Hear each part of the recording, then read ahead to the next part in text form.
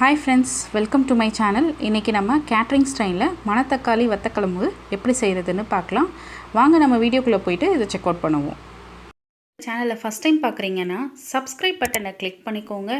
அப்படியே பக்கத்தில் இருக்கிற பெல் பட்டனையும் கிளிக் பண்ணிக்கோங்க. அப்போ தான் நான் போடுற உடனுக்குடன் நோட்டிஃபிகேஷன் வரும். வத்தக்குழம்புக்கு ஃபர்ஸ்ட் நம்ம அந்த வத்தலை வறுத்து எடுத்துடலாம். 2 டேபிள் ஸ்பூன் எண்ணெய் ஊற்றிட்டு அது எண்ணெய் சூடானோன்னா வத்தலை சேர்த்துக்கோங்க.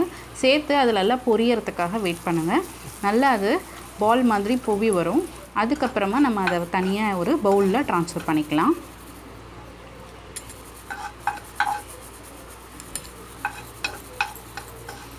ட்ரான்ஸ்ஃபர் பண்ணிட்டு நம்ம அதே கடாயில் 2 டேபிள் ஸ்பூன் எண்ணெய் ஊற்றிட்டு கடுகு 1 டேபிள் ஸ்பூன், உளுத்தம்பருப்பு 1/4 டேபிள் ஸ்பூன், வெந்தயம் 1 டேபிள் ஸ்பூன், சீரகம் 1 டேபிள் ஸ்பூன் சேர்த்து அதை நல்லா பொரிச்சு எடுத்துடலாம். எல்லாம் நல்லா பொரிஞ்சதுக்கப்புறமா ஒரு கொத்து கருவேப்பிலை சேர்த்துக்கலாம். இதுக்கு முக்கியமானது பூண்டு, அதுக்கப்புறம் சின்ன வெங்காயம் தான். ஸோ பூண்டும் வெங்காயமும் எவ்வளோக்கு எவ்வளோ அதிகமாக நம்ம சேர்த்துக்கோமோ கிரேவி ரொம்ப டேஸ்டியாக வரும். இப்போ நான் பூண்டு ஒரு 10லேருந்து 12 பல் எடுத்திருக்கேன். அதே மாதிரி வெங்காயமும் 10லேருந்து 12 பல் எடுத்துக்கோங்க. பெரிய வெங்காயத்தோட சின்ன வெங்காயம் தான் இதில் நல்ல டேஸ்ட் கொடுக்கும். ஸோ இதுதான் முக்கியமான டிப்ஸு. நம்ம கேட்டரிங் ஸ்டைலில் கொண்டு வரணும்னா இந்த டிப்ஸ் தான் நீங்கள் ஃபாலோ பண்ணிக்கணும். ஒரு சிட்டிகை உப்பு போட்டுட்டு நம்ம நல்லா வதக்கி விடணும். இது நல்லா வாசனை வர அளவுக்கு வதங்கணும். பூண்டு நல்லா ஃப்ரை ஆகணும். அதே மாதிரி வெங்காயம் நல்லா பிரிஞ்சு வரணும். இது நல்லா பிரிஞ்சு வந்ததுக்கப்புறம் ஒரே ஒரு தக்காளியை சின்னதாக நறுக்கி நம்ம இதில் சேர்த்துக்கலாம். சேர்த்துட்டு அந்த தக்காளியும் நல்லா மசிச்சு வர அளவுக்கு நம்ம வெயிட் பண்ணுவோம். நல்லா இந்த மாதிரி மசிச்சு வந்துடுச்சு பாருங்கள் எப்படி இருக்குன்னு. நல்ல பழுத்த தக்காளியாக இருந்தால் பெட்டராக இருக்கும். இந்த மாதிரி மசிச்சு வந்ததுக்கப்புறமா நம்ம மசாலா சேர்த்துடலாம்.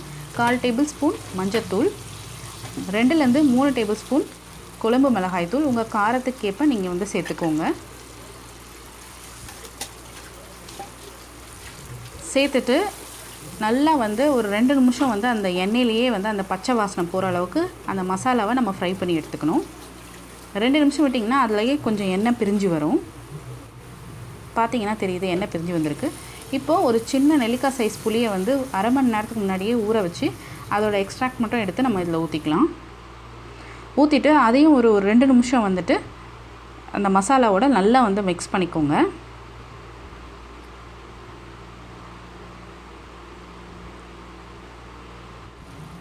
ரெண்டு நிமிஷத்துக்கு அப்புறமா நம்ம கொஞ்சமாக தேவையான அளவுக்கு தண்ணி மட்டும் சேர்த்துக்கோங்க.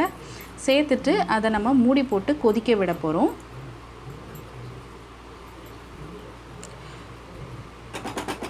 ஒரு 10 மினிட்ஸ் நம்ம மூடி போட்டு அதை நல்லா கொதிக்க விட்டுடலாம்.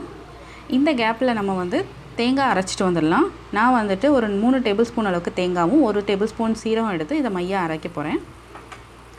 10 நிமிஷத்துக்கு அப்புறமா பார்த்தீங்கன்னா நல்லா எண்ணெய் பிரிஞ்சு நல்லா வந்திருக்கு கொதிச்சு. இப்போ நம்ம அரைச்சி வச்சுருக்க தேங்காவை இதில் சேர்த்துக்கலாம். தேங்காவில் மிக்ஸ் பண்ணி விடுங்க. தேவையான அளவுக்கு கொஞ்சமாக இப்போ தண்ணி சேர்க்கணுன்னா கூட நீங்கள் சேர்த்துக்கலாம். வறுத்து வச்சுருக்க வத்தலை இனிமேல் நம்ம சேர்த்துக்கலாம்.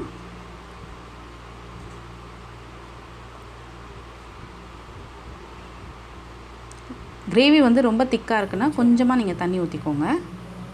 ஏன்னா நீங்கள் மறுபடியும் இதை கொதிக்க விடும்போது கொஞ்சம் வற்றும். இப்போது தேவையான அளவுக்கு உப்பு மட்டும் சேர்த்துக்கோங்க. சேர்த்துட்டு அதை ஒரு 5 மினிட்ஸ் மூடி விட்டிங்கன்னா கொஞ்ச நேரம் அது கொதிக்கும்.